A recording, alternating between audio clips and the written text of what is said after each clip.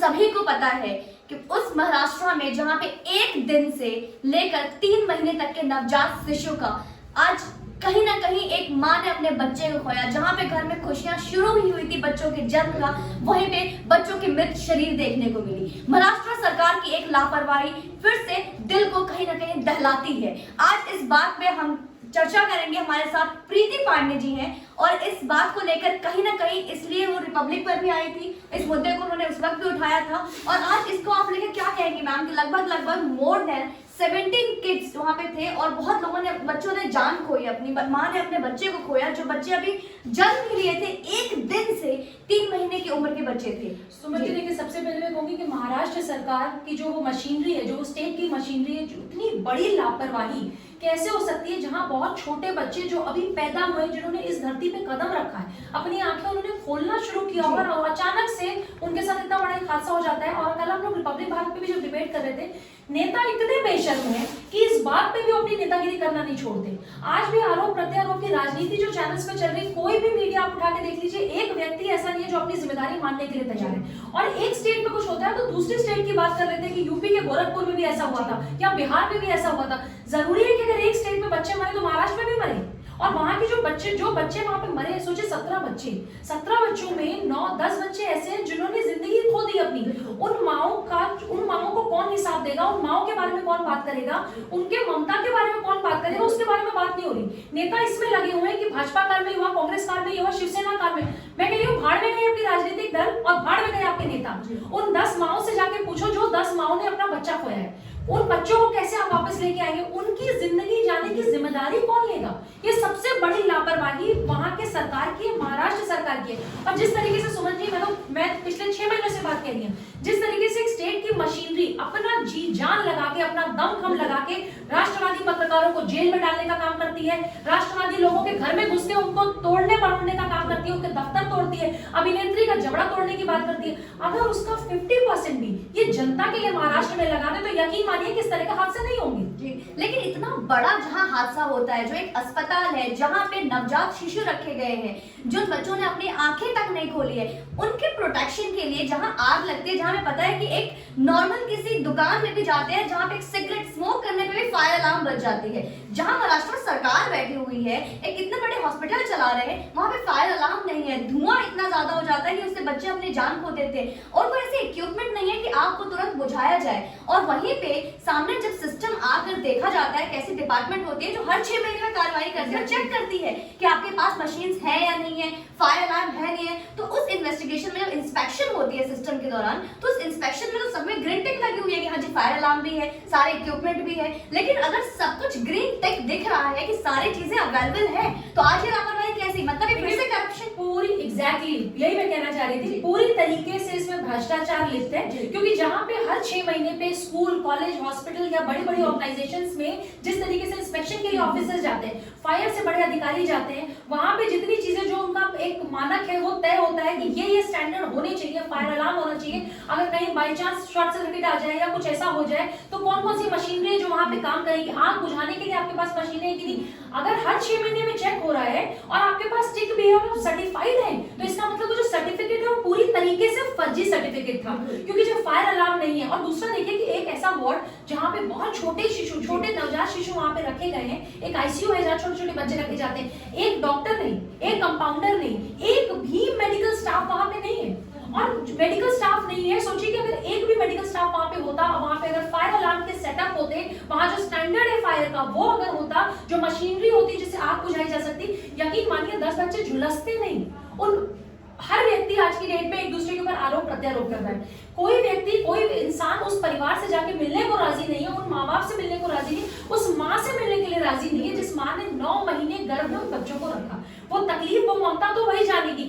मैं तो सीधा कहती हूँ कि आज जो ये हुआ है, कल जो ये भंडारा महाराष्ट्र में हुआ है, इस पे 302 लगना चाहिए और 302 उन सारे अधिकारियों के खिलाफ सुमन जी लगना चाहिए जिनकी वजह से किसी ने अपना बच्चा खोया। और नहीं तो आप उनका बच्चा वापस करिए, आपकी हैसियत नहीं कि आप किसी को अपना बच्चा वापस करेंगे, लेकिन आप टीवी पे बैठ के आरोप प्रत्यारोप की राजनीति करेंगे। आप अपने नेताओं को, आप उनको कंट्रोल नहीं कर सकते जो दूसरों का जबड़ा तोड़ने की बात करते हैं। मैं तो चाहती हूँ कि वहां के जो मुख्यमंत्री हैं वो एक प्रेस कॉन्फ्रेंस करें और जो संजय राउत जी हैं या जो वहां के गृह मंत्री हैं जो बहुत बड़े बड़े बयान देते हैं राष्ट्रवादियों पे, वो भी ये बयान दे कि इसमें लिप्त पाए गए हैं, हम सबका घर भी तोड़ेंगे, सबका झगड़ा भी तोड़ेंगे, और हम वही शब्द जो राष्ट्रवादी पत्रकारों के लिए इस्तेमाल करते हैं, एक्टिविस्ट के लिए करते हैं, वही वहां पे भी करें। लेकिन अगर ये आप अपने नेताओं को कंट्रोल नहीं कर सकते, आप अपने ऑफिसर्स को कंट्रोल नहीं कर सकते, मतलब आपके कार्यकाल में भ्रष्टाचार इस तरीके से लिप्त है कि जहां पे फायर अलार्म नहीं है वहां पे भी ग्रीन टिक है, वहां पे भी सर्टिफिकेट है, सर्टिफाइड करके आपके अस्पताल को भंडारा में रखा गया है कि आप वन ऑफ द बेस्ट अस्पताल है।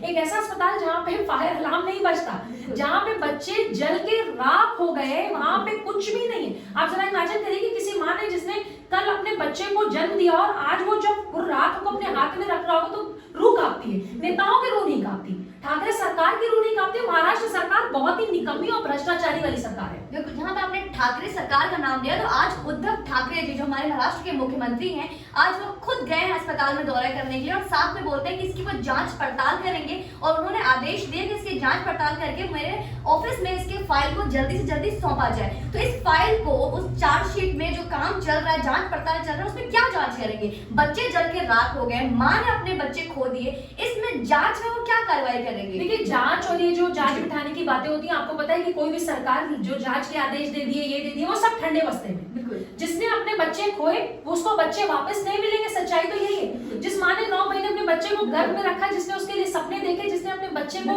जन्म देते हुए सोचा होगा मेरा बच्चा बड़ा होगा तो मैं ये करूंगी, मैं वो करूंगी, आपने उसके ममता को मार दिया।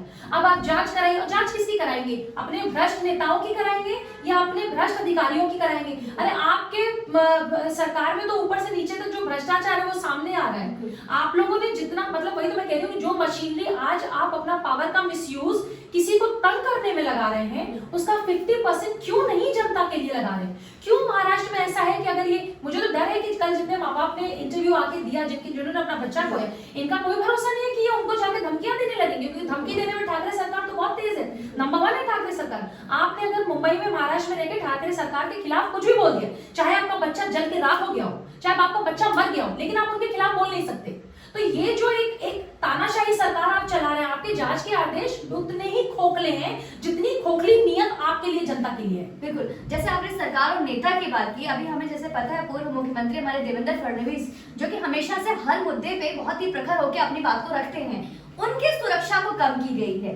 तो आखिर वो क्या वजह हो सकती है जहां पे हम ये उम्मीद करते हैं कि जिन बच्चों ने अपनी जान खोई है उस पर जांच पड़ताल हो, उनके अपने नेताओं के ऊपर और उन डिपार्टमेंट के ऊपर जांच पड़ताल हो, ये आज उन अपनी सारी शक्ति और अपनी सारी जितनी राजनीति है आज ये देवेंद्र फडणवीस की सुरक्षा कम करने में लगाए हुए हैं। ये क्या कारण है? इसको कहते हैं खिसियानी बिल्ली खंबा नोचे। जिस तरीके से पिछले 6-8 महीने में उस एक ऐसी सरकार ने जिसने अपने पावर का, अपनी वर्दी का, उनके अफसरों ने अपनी वर्दी का जिस तरीके से मिसयूज किया, ये मैं आपको नई चीज तो बता नहीं रही हूँ, पूरे विश्व को पता है। जिस तरीके से पूरा देश एक सरकार पे, एक राज्य पे थूक रहा है, इसलिए थूक रहा है क्योंकि वहां की अगर आप जनता है, भाई मैं उत्तर प्रदेश से आती हूँ, अगर योगी जी का कोई काम पसंद नहीं आएगा तो मैं बोलूंगी। अगर मैंने आपको वोट दिया है, हमने आपको अपना अभिभावक चुना, अपना गार्जियन चुना है, हो सकता है कल आपकी कोई नीति मुझे पसंद ना आए, तो एज ए इंडिविजुअल मेरा अधिकार है कि मुझे मेरा कॉन्स्टिट्यूशन, संविधान अधिकार देता है, मैं बोलूंगी। लेकिन अगर मैं महाराष्ट्र में होती सुमन जी तो मैं नहीं बोल सकती।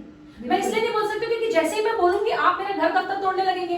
आप मेरे घर में आपके शिवसेना के गुंडे जैसे एक्स नेवी ऑफिसर के घर में घुसे थे और उनके साथ मारपीट की थी, उनकी आंखों में इतना चोट आ गया था। एक तिवारी, रवि तिवारी, कौन तिवारी करके एक लड़के थे जिनको वहां पे कुछ बोलने में शिवसेना के अगेंस्ट, उनको लोगों ने घेरा, मारा और उनके बाल छील लिए थे। तो मैं ये कह रही हूँ इस तरह की सारी चीजें, घटनाएं हो रही हैं और आप एक्स सीएम की जो आप सिक्योरिटी कम करते हैं, खिसियानी बिल्ली खंबा नोचे, उनको डर है कहीं ऐसा तो नहीं कि मेरे और मेरे बेटे में जिस तरीके लगातार चार्जेस लगते आए, शक के घेरे में जिस तरीके से लोग बोलते आए, जितने केसेस में आप लिप्त रहे, ऐसा ना हो कि देवेंद्र फडणवीस साहब फिर से सीएम बन जाए।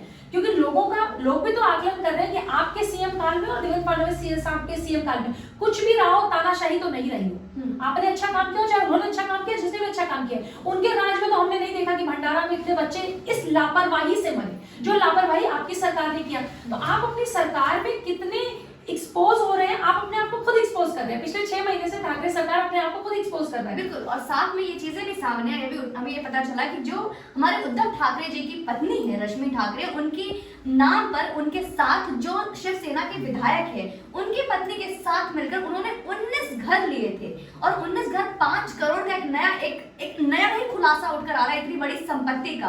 तो ये संपत्ति का खुलासा उन्होंने उस वक्त क्यों नहीं किया जब वो अपने चुनावी हलफनामे की जब चर्चा कर रहे थे? तो इतनी बड़ी संपत्ति का, जो 19 घरों की संपत्ति संपत्ति है उनकी, इतनी बड़ी संपत्ति इन्होंने छुपा के क्यों रखी? देखिए, सबसे पहले तो सुमन जी, इसमें सरकार को पूरी तरीके से संज्ञान लेना चाहिए, बिल्कुल। क्योंकि जब आप चुनाव लड़ते हैं तो आपको अपने एक एक रुपया का हिसाब देना पड़ता है। आपके पास कितने घर हैं, कितने बंगले हैं, कितनी गाड़ियां हैं, बैंक में कितने पैसे, आपके पास ज्वेलरी बैंक में और कितनी ये है, लिया भी क्या ये अंदर बैग से? एग्जैक्टली ये सारी चीजें ये उस समय पूछी जाती है, कही जाती है। इसका मतलब आपने जो अपने हलफनामे में दिया वो पूरी तरीके से फ्रॉड है। तो आपने जो चुनाव लड़ा और चुनाव लड़ने के बाद जो आज आप इतनी बड़ी सीट पे बैठे हैं, जिसके बाद आप पावर का मिसयूज कर रहे हैं, तो पूरी तरीके से इस पे एक क्रॉस लगा के आपको उस तरह से मतलब निरस्त कर देना चाहिए आपका चुनाव। आप उस लायक नहीं है कि आप उस कुर्सी पे बैठे। और इतनी प्रॉपर्टी आई कहां से? देश में बहुत ऐसे ऐसे सीएम और डिप्टी सीएम रहे हैं और लाल बहादुर शास्त्री जैसे परिवार के लोग भी रहे हैं, जो प्रधानमंत्री होने के बावजूद बहुत शालीन जिंदगी जीते हैं। उनके पास तो इतने बड़े बड़े घर गाड़ी बंगले नहीं है। तो हम इनसे बड़े नेताओं को भी जानते हैं जो करप्ट नेता नहीं थे। अगर आपने करप्शन नहीं किया है तो इतनी बड़ी प्रॉपर्टी आपके पास कैसे आई है? इसका जवाब तो आपको देना पड़ेगा। ये ईडी की भी जांच में आनी चाहिए, इस पे तो सीबीआई की जांच बैठनी चाहिए, सेंट्रल को इसको संज्ञान में लेना चाहिए। बिल्कुल, लेकिन कि जहां तक हर बात में, हर मुद्दे में ये जिम्मेदार ठहराते हैं बीजेपी सरकार को कि बीजेपी करवा रही है, बीजेपी करवा रही है। तो भारत की जनता जब जानती है कि अगर लगता है कि बीजेपी करवा रही है, तो ईडी, जैसे हमें पता है सीतारमण जी हमारे बीजेपी सरकार है, सीतारमण जी हमारे फाइनेंस मिनिस्टर है, तो इसमें संज्ञान क्यों नहीं लेती? मैंने यही बात कही कि सेंट्रल को उसको संज्ञान लेना चाहिए। और बिल्कुल देखिए, कल भी हम डिबेट पे जब रिपब्लिक पे बैठे थे तो जैसे ही उनके प्रवक्ता बात करना शुरू करते हैं तो वो सीधे बीजेपी, कांग्रेस, सपा, बसपा, आप पे आते हैं। इन्होंने बच्चों पे बात नहीं की, इन्होंने महाराष्ट्र सरकार की लापरवाही पे बात नहीं की, इन्होंने वहां के करप्ट ऑफिसर्स पे बात नहीं की, वहां के करप्शन जो इनके कार्यकाल में जो करप्शन हुआ उसके बारे में बात नहीं की, उन बच्चों, माँ, उनके बारे में बात नहीं की। तुरंत ये भाजपा पे आ जाते हैं, केंद्र पे आ जाते हैं, मोदी जी पे आ जाते हैं। भाई, अगर उत्तर प्रदेश में कुछ हुआ तो हम योगी जी पे उंगली उठाएं, लेकिन महाराष्ट्र में कुछ हुआ तो हम ठाकरे से सवाल नहीं पूछ सकते, क्योंकि ठाकरे साहब से सवाल पूछना अपने आप में एक बहुत बड़ा गुनाह है सुमन जी। मतलब हम आप ये इंटरव्यू कर रहे हैं, ये भी बहुत बड़ा गुनाह है। आप योगी जी के बारे में बात कर सकते हैं, आप बिहार के नीतीश जी के बारे में बात कर सकते हैं, आप इवन आप आदमी पार्टी के मुख्यमंत्री दिल्ली के बारे में बात कर सकते हैं, लेकिन आप ठाकरे के बारे में बात नहीं कर सकते। तो इन्होंने, मैं तो ये कह रही हूँ, कंगना रनावत ने जो इनको पीओके कहा था कि जो मुंबई है वो पीओके, महाराष्ट्र पीओके की तरफ, क्या गलत कहा था? आपकी हरकतें सारी वैसी हैं। और हर बात पे केंद्र को बोलना, केंद्र को कहना, इस दुनिया देखिए बहुत समझदार है। जनता ने आपको उस कुर्सी पे बिठाया है, जनता पछता रही है आपको कुर्सी पे बिठा के। यकीन मानिए, अगला चुनाव होने दीजिए, आपको समझ में आ जाएगा कि कुछ लोग इस देश में, जो चाहे माँ बेटे हो चाहे बाप बेटे हो, इनको कभी भी जनता वापस कुर्सी पे नहीं बिठाएगी, जिस तरीके से हर बात पे देश के विरोध में खड़े हो जाते हैं। जी, बहुत बहुत धन्यवाद आपका। तो जैसे कि अभी आपने इनका सुना, और ये दुलारी फाउंडेशन, इनका दुलारी देवी फाउंडेशन एक एनजीओ चलाती है, और ये सिर्फ यहाँ दिल्ली में ही नहीं है, भारत के बहुत राज्य में, चाहे वो यूपी की बात करें, चाहे वो महाराष्ट्र की, बिहार, महाराष्ट्र और हमारे बनारस, हर जगह अलग अलग यूपी में इनका फाउंडेशन चलता है, जो छोटे छोटे बच्चों को हमें सिलाई सिखाती हैं, इसके अलावा पढ़ाती हैं और अन्न, अनाज, कंबल, बहुत सारी चीजें डिस्ट्रीब्यूट करती हैं। तो आपका हमारे चैनल पे बहुत बहुत, सुमन पांडे का पूरा परिवार आपको देख रहा है, एंड जो काम आप कर रही हैं उसके लिए आपको बहुत बहुत साधुवाद, बहुत बहुत धन्यवाद। Thank you so much.